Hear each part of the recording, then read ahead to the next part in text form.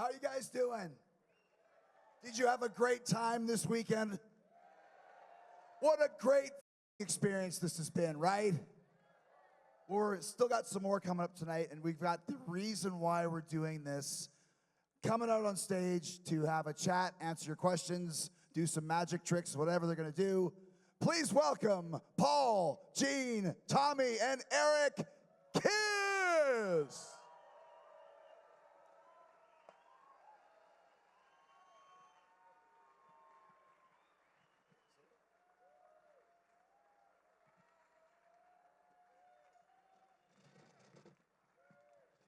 How was last night?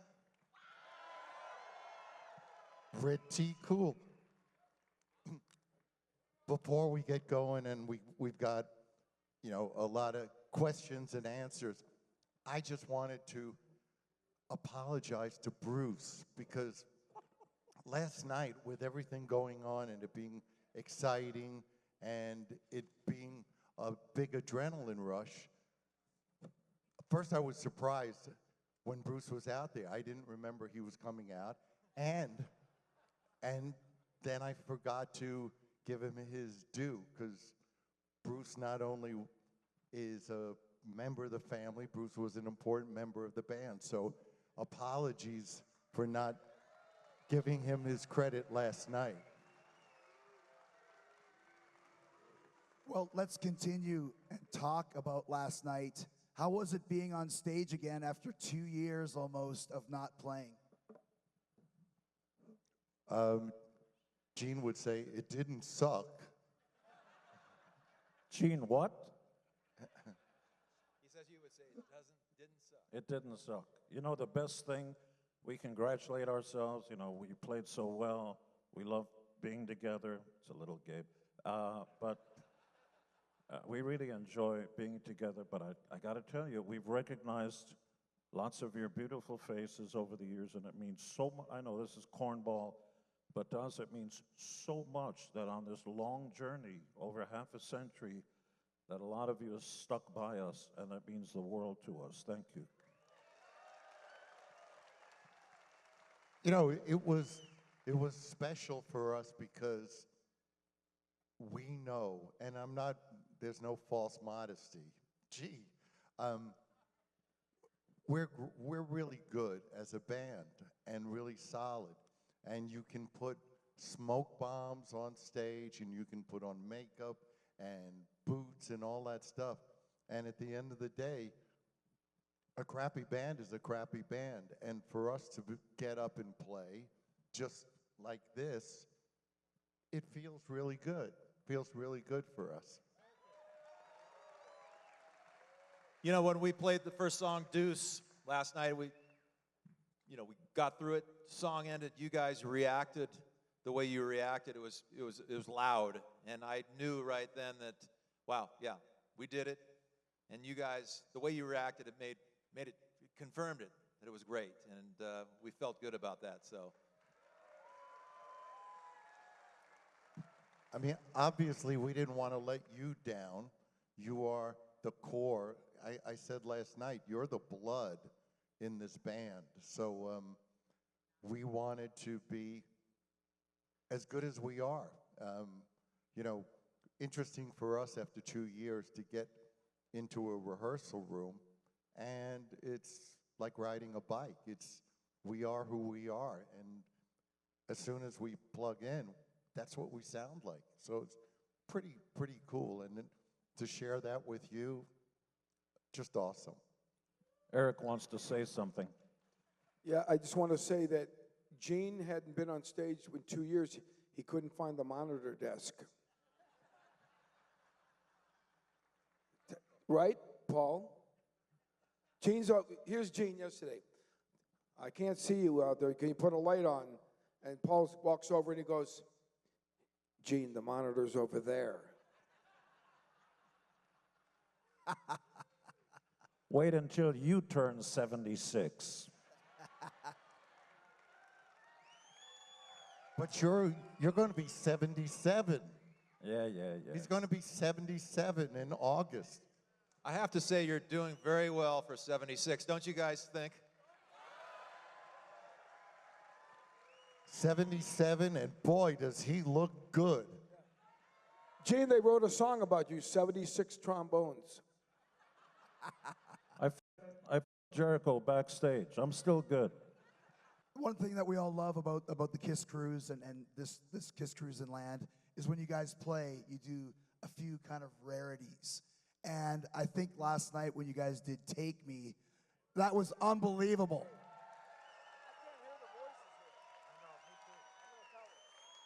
You know, it's really funny because some of those songs, some of our songs are not really age appropriate anymore. I couldn't imagine writing a song today, put your hand in my pocket, grab onto my rocket, you know. So, nice place to visit, but I wouldn't want to live there. Gene, what does that lyric mean? I don't understand it. Gene says, now he says, put your hand in my pocket and find that little blue pill and then grab a hold of my rocket. Woo! I'm gonna put my log in your fireplace. Gene, you're like a modern day Socrates. I don't care. I love me. I mean, we can see the chemistry that you guys have. You're having so much fun joking. It was like that, the acoustic set as well. I mean, you guys are really enjoying being together again as a band and as friends. Well, we've been together, what, 30 years. And we have a ball. I mean, we really, it's, you know, bands talk about being family and that they all love each other. We have a ball together, and that's why we've been together as long as we have. It's fun. Tommy, you had fun with me today at that Name That Tune, didn't you? Oh, sure. You know, I get a little worried at rehearsal sometimes because we decide, okay, we're going to run through the set, okay? So we play the first song, it ends, and I thought we were going to go into the next song, and all of a sudden, of course, Eric has to start talking about something automatically after the song, and then, of course, Gene has to chime in with jokes and all that. I'm thinking, we're never going to get through this. I mean, can we just play the songs? I love, okay, rehearsal is no different than playing live. We'll be, like last night, I'm going, okay, we're going to do a song, and you hear in the background, mother, what are you doing? And it's Eric going crazy behind. I'm going to kill the monitor engineer. Where's that? I'm going to kill him. Get him over here. Hold on. To be fair, the snare drum head broke on the first song. 3 sets of in-ear monitors kept going out during the show, so I was having a difficulty. It's like, quiet down, chipmunk, you know. So we're going to pepper in some of your guys' questions as well. It looks like we've got a lineup of you waiting patiently. So why don't we take a question right off the gate right now? There he is. Hello, this is Gerardo from Monterrey, Mexico. And I have a question. What do you feel when you see children as a new fans, like your legacy is still growing? And as a fan, I want to tell you we miss you a lot. I think he said, how does it feel that your legend is still growing with new fans and older fans, but it's becoming so many generations and a lot of new younger fans as well? You know, we've always had KISS Army, which started, as you know, in Terre Haute, Indiana. And, but this is a tribe. This is a whole different, what it's grown into is a launching pad for other bands and for people who want to be doctors. You know, it's amazing because we'll meet people who say, I kicked drugs because of you guys. I went to college because of you guys. You know, turned their lives around. Or there's people in other bands. And it's not a matter of copying what we do. It's taking that spirit to become who you want to be. So it's great to have people out there who are musicians who don't sound anything like us, but were inspired by us. So, you know, I hope everybody here takes that home and lives it. The idea that you can be anything you want to be if you work hard.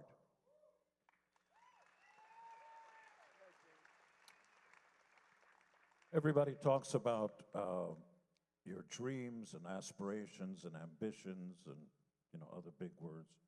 So here we are, over half a century, still, we're still here. There have been lots of heartbreak. Devastation was Ace's passing. We were all there, Peter, Paul, myself, and we continue because the legacy of KISS has to continue. And despite the fact what some of you may think that this is the sunset, I promise you, this is the beginning. This is the caterpillar that's going to become the beautiful butterfly. We've seen plans for the future, and it will blow your mind. And we can't even talk about it because it's difficult to describe it. But I can tell you that the excitement begins in a few weeks when we're going to be in Washington, D.C., and we're going to be honored by the Kennedy Center Honors, and I don't even think I can announce who's going to be walking out first and hosting and singing. Lots of good people. Yeah. But Who saw the avatars, the current ones, that was at that Q&A with Doc and all the people from Pop House? The avatars look identical to photos of us. It's not what anybody saw at Madison Square Garden. Really, the idea there was kind of, we had mixed feelings about it because those didn't resemble what the avatars are going to be. It was kind of a way to show everybody that things will continue. But anybody who was in that room yesterday, the day before, and saw what those avatars looked like, they're us. They're us 40 years ago. Amazing.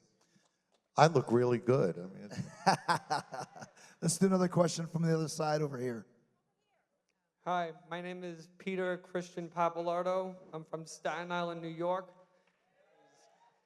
I've been on this earth for 28 years and played the drums for 26 of those years. What are all your guys' greatest tips for being a drummer and how to succeed as a drummer?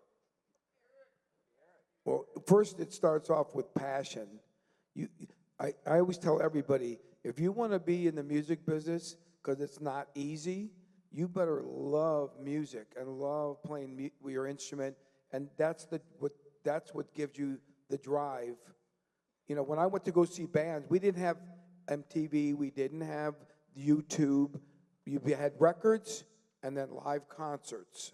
So going to the concerts to me was my inspiration. That I'd go early and walk down to the stage and look at the equipment, and I felt like I was going. Every band I saw, I felt like I learned something. I was going to school because I said, I want to do that. I want to be that. And I always believed that I could. I don't know, it sounds maybe easy to say later if you achieve some level of success, but I really always believed that I was going to do this and I was supposed to do that. So I think it starts with, right, Gene? When you wish upon a star. Oh, yeah. Tell them about Jiminy Cricket. Again. I think they've heard that. But it doesn't matter what presses that button. That's not what I mean. That's not what I mean. Whatever that thing is that wakes you up to this is going to be cornball, the wonder of life. It's going to be what you make it. Everybody's got dreams, and the rest is just hard work every day without people caring about what you do, everybody criticizing what you say. The winners are the ones who dream big and then never stop until they achieve what they want. If not there, then somewhere else. This is America, baby, where dreams come true. it's really so simple. Find your passion. Eric really brought that word into it. And I tell my kids the same thing. The only thing that's important is find your passion. anything that comes along with that is a bonus. Whether you want to sweep streets or want to be an astronaut or a rock star or whatever, aspiring it is really what it's about. You know, when I say live to win, living to win doesn't mean you succeed. It means you try. And that's all we can do. That's all we can do in life is follow our own path. And wherever it takes us, we know we did it. We tried. Gene, quick question, Gene. Talking about drumming, as a bass player, you have to lock in with the drummer for the rhythm section. You've played with 3 great drummers, Peter, Eric, and Eric Carr. Was there different ways that you adjusted as a bass player to lock in with the groove for the 3 different guys?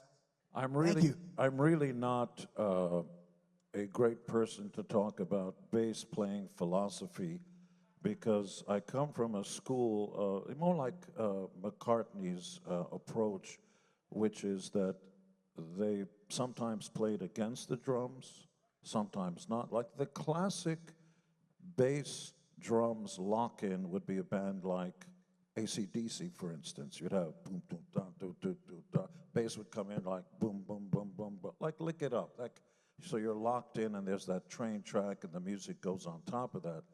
Whereas McCartney and very few others would play melodies like a string quartet where the cello had its own melody and they all kind of arrived. So it's a much more difficult way of doing it, but I don't know anything except what I hear. So some of those riffs that you guys like, I just heard them in my head and started playing that, and then, you know, the guitars would go, wait a minute, maybe we should do some of those riffs in the song, and they're not always in time with the drums, and you still have to somehow connect. Like in Lover All I Can, Eric is playing time, you know, like, and we're doing, bum, bum, bum, bum, which is not on time, if you see what I mean. If I wish you were a musician so you'd understand, oh, that's right, you're pushing here, pushing there. So to make a long story short, I love the sound of my own voice. Chris, let me just say one thing. Gene, and I'm not kissing his ass, Gene is a great bass player. I played with a lot of great musicians. Gene he's solid as a rock. He doesn't speed up, he doesn't slow down. So for a drummer, I can't speak for how Peter or Eric Carr interacted with him, but Gene is very easy to play with because that's it. Gene, I wanted Benjamin Franklin. Now we're talking. Gene, you're amazing. You're the Jaco Pastorius of rock. Anyways, seriously, Gene, and Paul will attest to it. He's been there from day one with them. Gene's very creative and melodic, like listen to Going Blind as a good example. But Gene is so easy to play with, so it's like effortless. So it's an interaction. Sometimes you fight each other. I don't fight when I play with Gene. It's very, very easy. I have to say, I don't think that Gene ever gets, you know, his due because Gene loves doing shtick, you know, and all that Gene does as far as his personality and the things he says somehow gets in the way of people, certain people listening and going, he's a fantastic bass player. As you know, I've played with him. You don't come close, buddy. Gene, get out that stack. Yeah. And Gene wants to let everybody know that he's handing all that money out to everybody here as a sign of appreciation. I dare you to give it all out right now, Gene. I dare you. Let's go back to this side over here. At the end, everybody should come up single file, and Gene wants to give you each $100. Hello, guys. My name is Luis. I'm from Mexico City, and I have a question. So, what do you think is the most important element to be maintained for the next 50 years with the Avatar show? And have you considered recording a non-AI album or tracks for it? There may be some music in the works, and that's part of the surprise. Is that we like to tell you what we're doing or things that are planned. The problem is so much of what we may bring up never comes to fruition. Music, yeah, that looks pretty damn more than possible, probable. Okay, hold on. So you're saying it's possible and probable there's going to be new KISS music? You didn't hear that from me. I mean, that's amazing. That's the thing. You never stop writing riffs for Gene, all you guys, Paul, Tommy, Eric. So you must have a lot of stuff in the can, so to speak. That's true. That's why you can pick up our new box sets, a live box set, as well as Dressed to Kill box set. There will be plenty of surprises and some never released songs. This has been a public service announcement.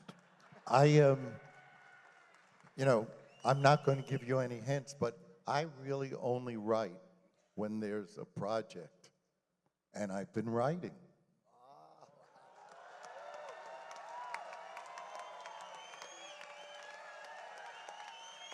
Good answer.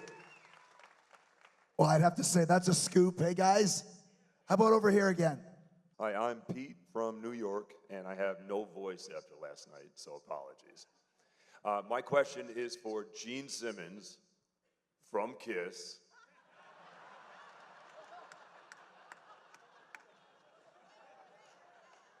Gene, back in the day when you guys started out, you had a million amazing ideas that helped grow you into the biggest band in the world, and that's why we love you to this day. There must have been a lot of things that you guys kicked the tires on that never saw the light of day, and wondered if you might remember some of those and maybe anything you even would have done differently. Well, he thinks all of his ideas are great. Right, Paul? I have to tell you, the stuff is disposable. KISS condoms, KISS caskets, you know what I'm going to say. We'll get you coming and we'll get you going. My line. But I will tell you, if I have any regrets, my hand to God, it's that I sometimes, and I think we all go through this, sometimes wish we were smarter and better at trying to help Ace and Peter have better lives. And sometimes, all of us are guilty of it, and so am I, of, I don't want to start an argument, and let's just continue doing the tour because you want to get through it for selfish reasons, because it's working, and the chicks and the money and the blah, blah, blah, and you don't want to ruin anything. Meantime, somebody who might be your brother or is ruining their life by bad decisions, and I think this goes to your friends, your lovers, your family members. I wish I would have practiced more tough love and just kind of, been more in the face of people that we cared about, and maybe could have been better. Oh. Gene, who's your favorite president? In the past or the present? On the money, I'm talking on currency. Oh, you mean that? Yes. Ben Franklin wasn't a president. Okay, well, it diverted from where I want to go. They used to have $500 and $1,000 bills. Yes, No. yes, Eric. He's our youngest member, so you'll excuse him. No, he's not. Tommy's younger. I act younger, but Tommy's younger. Yeah.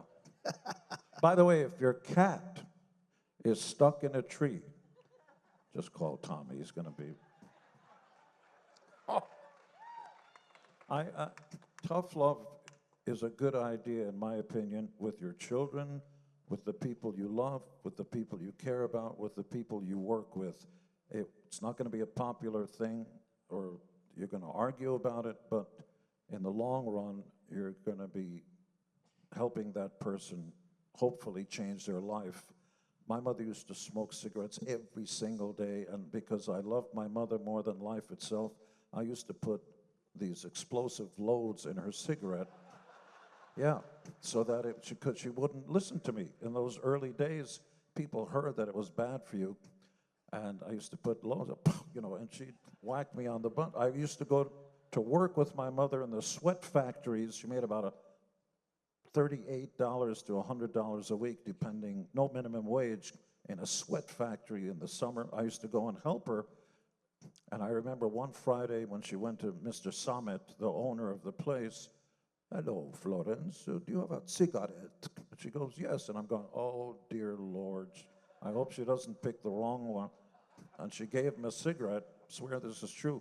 And he lit up, and I'm sweating, and everything's fine. Then we go to the elevator to go down, and then you hear, "Oh!" And I see my mom gave me the stink eye, and I went, "Oh." But my mother quit smoking, and that's what it's about.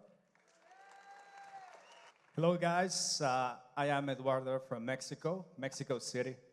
And actually, this is a question for Mr. Paul Stanley.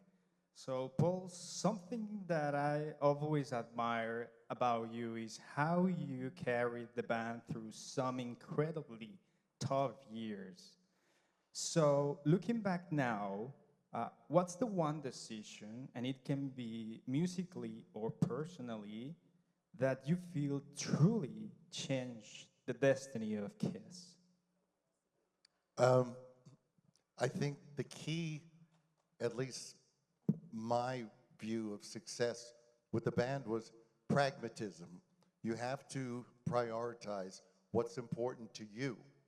And if some people aren't doing their job or holding up their weight, or people are AWOL, not around, that's true. But what matters to you? And what mattered to me was KISS. And if somebody wasn't bailing water and the ship was sinking and it took on a lot of water at different times, I just worked that much harder because I loved the band. And the most important thing to me was to see the band's survival. And it's been like that since the beginning with, different times. Look, when Gene and I met, it's a famous story, but I didn't particularly like him. But it's a whole lot easier to succeed when you've got somebody by your side, even if they don't want to be there.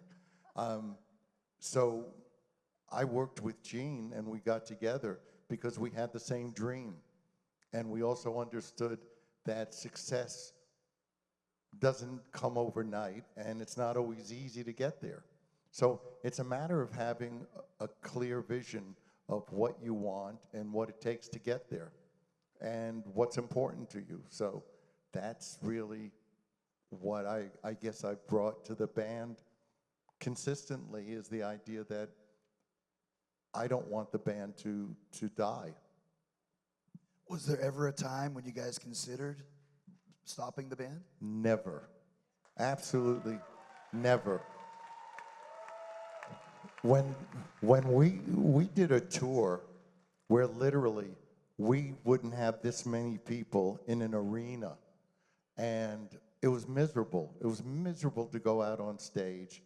And at that times, really it came down to, do we go out there and take our frustration out on the people who were there, who paid, or work that much harder so that those people would go home and tell other people what they missed? There were reporters. I remember doing an interview, and a journalist said to me, they can be pretty unkind, and they can forget that you are actually people. And he said to me, "So how does it feel to be on the Titanic?" And I remember thinking, nobody's going to decide when this is over. And that's enough of reason for it to continue, is to show those pricks that we decide how long this is going to go on. And last night, look, there are people who, after last night's show, not here, but there's people going, "Oh, they said they weren't coming back, and why are they doing this?" Those are the people who never wanted us around in the first place. So we're not here for them, we're here for you.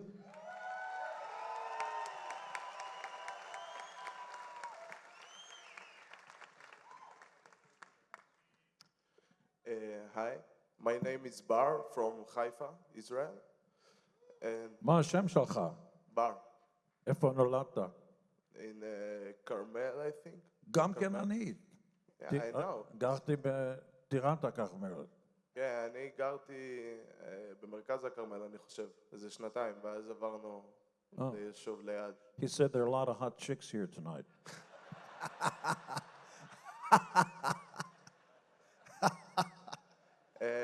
I wanted to ask, what gave you the inspiration for the makeup and the characters of Starchild and the Demon? I have to tell you that if we tried to verbalize it, I don't think we could because it doesn't come close to the truth. One day, like a fable, one day you couldn't find more unqualified, no resume, no experience, knuckleheads from the streets of New York who were in a rat-infested loft that had no windows and huge cockroaches with mustaches. They were badass. What you looking at? You know, they were bad. It was a bad place. Just one door in, one door out.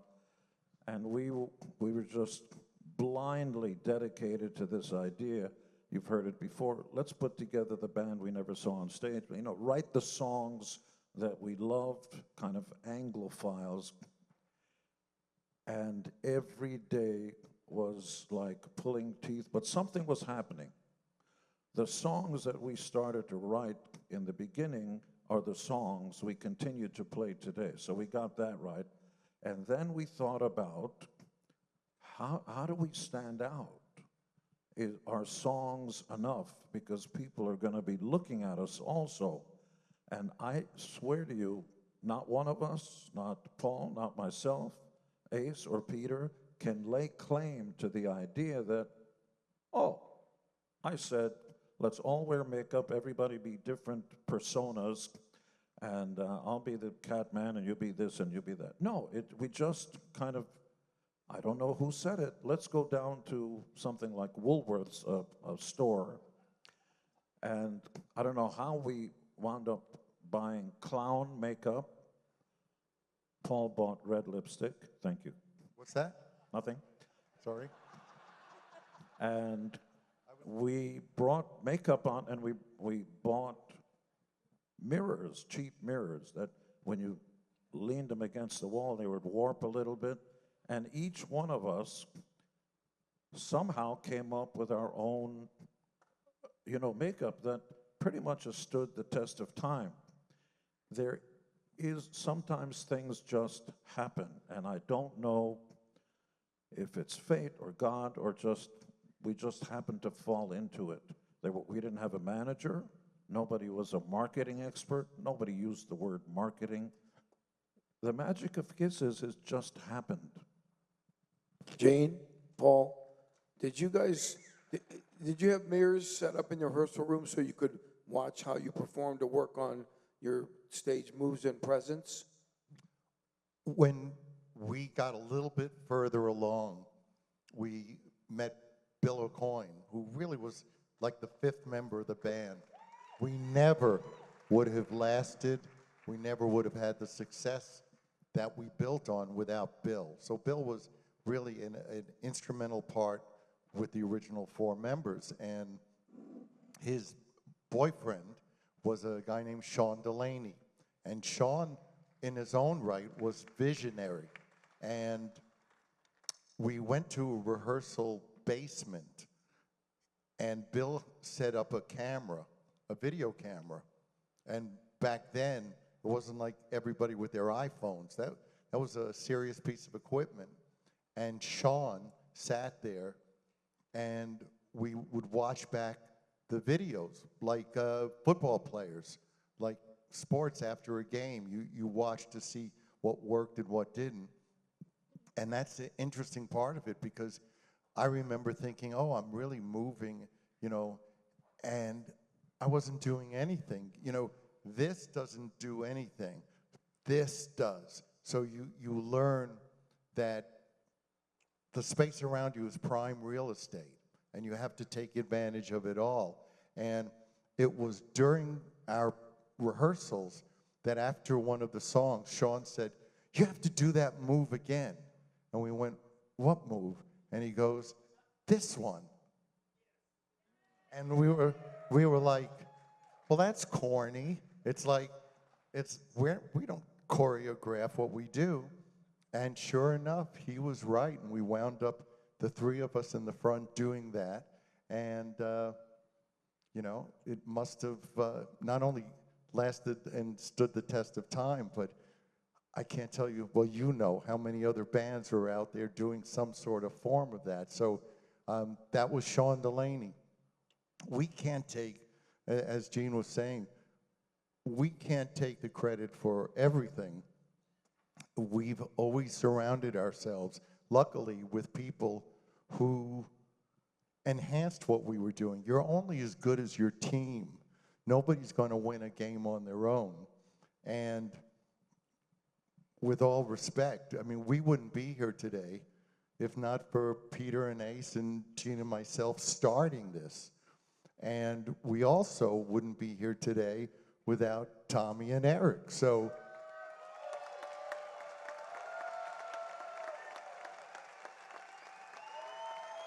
and somebody is going to write, what an asshole Paul is. He didn't give the other, you know, the original guys their due. We wouldn't be here if not for those guys.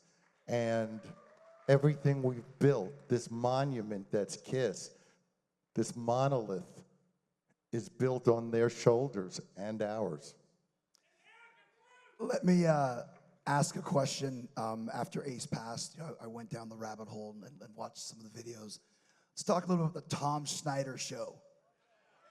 One of the funniest things, I don't know if you guys found it as funny. You still don't? No, we didn't find it very funny. It was scary, you know. We're out there, but I thought you were going to talk about the Midnight Special. Some of those early performances we did, I look at them now and I just go, man, we were on fire. Peter was playing like a man possessed, and Ace was, you know, the epitome of a rock star. But when we did Tom Snyder, we were, you know, promoting that personas, you know, and that iconic group of guys. And Ace shows up late, and he shows up a little beyond buzzed.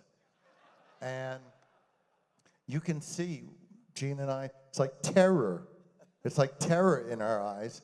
And Ace is there making jokes about he's the bass player, you know, and Peter is enjoying every minute of watching us squirm. So that was a perfect portrait of the dynamics of the band. Right. It was Ace being crazy and Peter loving how uncomfortable we were. And, you know, that combustiveness is what made KISS in the beginning what it was four very, very different personalities that were together, and it was all for one and one for all. Even though, you know, we were careening all the time, we were going to take over the world. We were on a crusade. Toda raba. Go ahead. Hi, I'm Julie from Indianapolis, Indiana. I am Indy. Hi, my teammates. I came up with that. Go ahead. No, Gene was indie. Right, Gene? Remember I did that to your hat that time? I'll move on. No, please, move ahead. We're idiots. Go ahead. So my teammates and I just came in second place in the trivia contest, and we need some clarification. When did you start using the drum riser in concert? The answer given was the Destroyer Tour. No. Wrong. Thank you. That wasn't our answer. We answered much earlier than that because we remember you talking about it in the Tom Snyder interview. Absolutely. We, as a club band, had a drum riser, and Neil Bogart, who was the president of Casablanca Records, had this idea that the drums should go up in the air. it's a great idea, but we neither had the money or the technical ability to pull that off the way it could have been. So literally, we had a forklift behind and under the drums, and we didn't even have it motorized. There'd be guys back there pulling on chains, and the drums are going up, and sometimes they would tilt. You know? So that was the original drum riser, and that was pretty much from the inception of our deal with Casablanca. So you're right if you're saying much earlier, much earlier. Paul, I want to say, I didn't get to go because I wasn't 18 years old yet. They played the Cleveland Agora. They opened for Rory Gallagher, their first tour, and my friend, his dad, Hank LeConte, owned the club. And he took pictures, and he said the drums went up in the air, and then they blew off all the fireworks, and the fire alarms went off, and they had to empty the place out. So they were doing that, opening up for bands in the very beginning, right? Always, Yeah. always. Didn't matter who we were playing with. Most bands, we were in a great position because nobody had seen a band doing anything, even on a small scale, of what we were doing. So we got away with murder. We were pipsqueaks. We were an opening act, setting bombs off on stage. And back then, you didn't have what are now called pyrotechnicians. We had arsonists. We had some guy that liked to blow up, and one night it would be like that, and the next night it would put a hole in the stage. So from the very beginnings of the band, we got away with whatever we wanted to do. There were headline bands who played with a KISS sign behind them. So people didn't know any different. So we took control. Gene, please tell them the story when you guys opened for Black Sabbath and Geezer Butler, they had the British flag. This was very early on. It was in Boston, and we were the opening act, not for long. And Geezer and the guys are waiting to get up on stage. And Ozzy, by the way, years later told me about that, and I also read in interviews where he said so. I walked up in back of Geezer just to kind of check out the stage after we got off, you know, all bloodied and looking like I just crawled out of somebody's ass, which is an interesting image. So with the heels and everything, and they're all messy, and I must have smelled like, well, not good. So Geezer's a little guy. Like you usually do. Thank you. You did. Thank you. So with the heels on, I'm 6'2", you know, add another 7 inches. That's 7 inches, right? So I towered above him, and he turned around, didn't expect me to be there, and he went, so apparently he went backstage and told Ozzy, you know, these blows, you know, what are we doing here? They're blowing up stuff, and Ozzy in print said something like, that's when he knew that this band was going to be big, that he instills fear in the headliner. He said, okay, this is a band that he got it. And the rest is history. Gene, you said they had a British flag, and you asked him, why do you have that British flag on stage? You're in America. Oh, yeah, I'm an asshole. You got the British flag up there, and America, you're in America, bitch, take that flag off. Anyway, that's another story. Has there ever been a time, I'm sure there's been a few, when you were flying across for Love Gun, or Gene, when you were going up to the rafters, where it didn't work the way it was supposed to? Yes, I was at the show. 2000 Anaheim, Paul goes out, he makes it to about right there. So the people are grabbing his boots, he gets stuck. Then Gene came down, he got stuck with his feet about, the bottoms of his feet were about here, and the guys are trying to get him down. Both guys got stuck same show.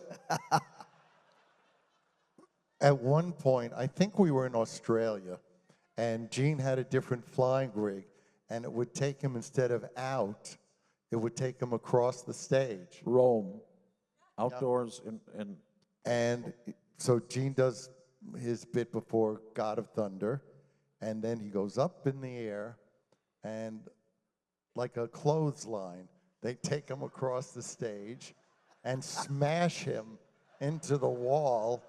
And if that's not bad enough, they back up again and smash him into it again. And he comes down onto the stage and he goes, "I'm hurt." The rig wasn't working. To make matters worse, when they lowered me down, something about the gears, I was coming down upside down. So it wasn't a good day. I'm hurt. Paul, my favorite story when you said you had an old monitor guy, Max or something, and Gene choked him out. We had at the time, a 52-year-old man who at the time we thought was an old guy, Schmel. You remember Schmel? Yep. And he had, white people have no rhythm, I've heard. So, ba-dum, boom, boom, you know, boom. And of course, that's what it's supposed to be. Boom. And I keep yelling at him. He's right over there. He couldn't get it. And in the early days, we were just working off of testosterone, you know, just like passion. You want to get it right. And this poor 52-year-old man, you know, between listening to Lawrence Welk records and stuff, had no idea about time. And it is true, I did go over and started choking this 52-year-old man like a rag. Boom! Boom! He didn't know what I was talking. Of course, in those days, people didn't sue each other. I swear, back then, when Gene would, I mean, you see it in performance videos, Gene would just be lost. He really became that person or persona. And I can remember at one point he was doing something, and I wanted to tell him to stop, and I look over, and he's chewing on the monitor, on the speakers, and I thought, forget it, you know? Yeah. Hi, my name's Phil Ellis from Muncie, Indiana. The question's for any of you. Aside from the flying rig incidents, were there ever a time that you looked back? Louder, please. From the hazards of the stage, were there ever times that you looked back and thought, hey, this probably isn't going to turn out well, to the point where you kind of feared for your life? You know, about 2 years ago on the last tour, we were in Australia, and for the AFL, the big football league final. You guys remember in Melbourne? And we went on and did that pregame show before this started. And these flames, the flame projectors, they had many, many of them, and it was the hottest thing we've ever experienced, right? It was so, that's probably the only time I can remember being terrified. They were using these, I don't know, some sort of gas. It was like a furnace. It was literally, and this is being broadcast and telecast all over Australia, New Zealand, and I was about to start running because my skin, the hair on my arms was burning. Yeah, it felt like we were going to melt, and there was completely surrounded. So it had, I don't know what the temperature was, but it was overwhelming. It was scary. But that was the one that stuck out to me. I have to tell you, looking back on it now, there was no master plan about who we were, what we were. We created our own personas. And so when Bill Aucoin, our manager, in the beginning brought in, you know, a bald guy who was going to spit fire, he singed the ceiling in the office, we're just sitting there going, oh, that's interesting. And the manager knew that one of us was going to be spitting fire every show until the end of time.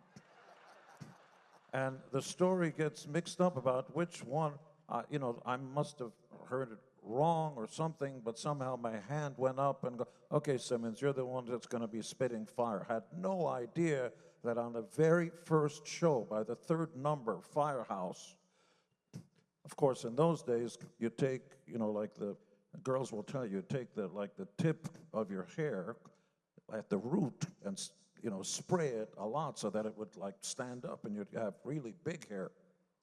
And on the can, I forgot to read, on the very first show, New Year's Eve, 73, 74, on the can of hairspray it says, Gene, you ignoramus, don't spray that, you're gonna go up like, sure enough, I caught fire on the first show, not the only time, and they put me out and everything, and the audience went nuts. Also, other things happened, which I don't want to tell you about a fan who got hit in the face. That's another story. And then later on, there was a gag, a thing that I think was originally intended for Paul. So here's what's going to happen. This piano wire on stage with no net, and you're going to fly up to the top of the light truss, however, at 9 feet per second, or 6 to 9 feet per second, and you're going to go up there and sing a song up there with no net. And I remember hearing something like that. All right, Simmons, you're going to be the, and I have to tell you, every show, with no exaggeration, I had to train myself to look straight ahead from up there, like higher than this, quite a bit higher than this. You're singing, and inside I'm going, so you got to look straight ahead, because if you look down underneath you, that's not a good idea. You get this kind of thing. And every day, and sometimes, here's the platform, and I'm on stage here, and it's a tricky thing to fly me up and then forward, so I land on the top of the riser. Well, sometimes they'd take me forward, and I'd come up and bang my head under the platform, and then they'd drag me. So it was never easy, and no net, so it's all about me.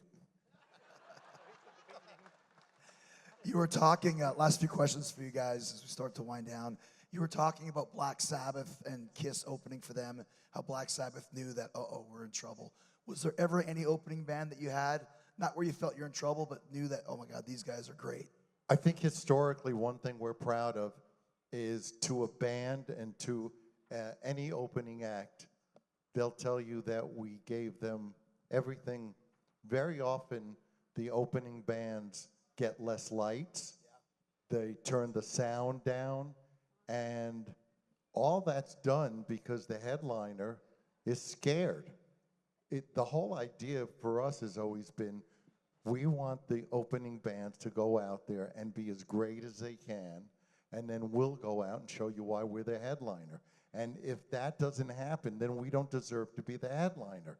So we've always had great opening acts, whether it was Priest, Iron Maiden, Bon Jovi, Motley Crue, Ted Nugent, Rush, AC/DC, Tom Petty, AC/DC. The list goes on. And for us, it's always been, go out there and kill them. You know, this is your chance. You decide. It's like gladiators. It's either this or this.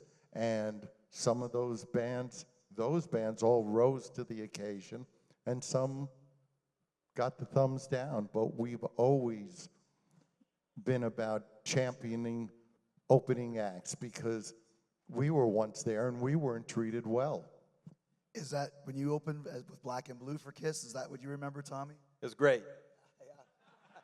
No, KISS does treat the opening acts really well. Give them stage room, lights, video these days. So, yeah, it was a great experience, and that's when I met these guys. The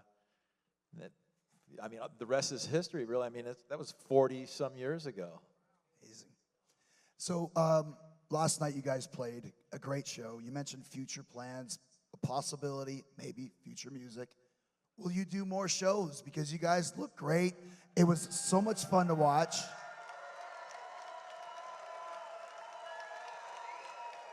It depends on if Gene can fit us into his schedule with his Gene Simmons band. Can you envision that, Paul? What do you think? What? We haven't talked about it. We're really proud of what we did last night. We were no different than we expected. we know what we're capable of, and it was great. What we'll do at this point, I have no idea. When we talk about a KISS Cruise next year, the holdup with KISS Cruises is that when we started doing them, nobody was doing that, as you well know. And then what happened is so many other bands started doing the same thing, doing cruises, that now it's virtually impossible to get a ship less than a year in advance. So I guess we were doing something right, but it also makes it more difficult. This was, I don't want to say it was an alternative, because I think, I don't know about you, but I think this has turned out great. Last question for you guys. What's been your favorite thing about this whole weekend? Because it has been such a great experience, so much fun, like the cruise, but it's different because we're not on the boat. Is there some things that stood up for you guys about not playing for 2 years and then being around all your fans? Again, it's such a great platform here. I'll take this one to start with, but I think all of us should have a say.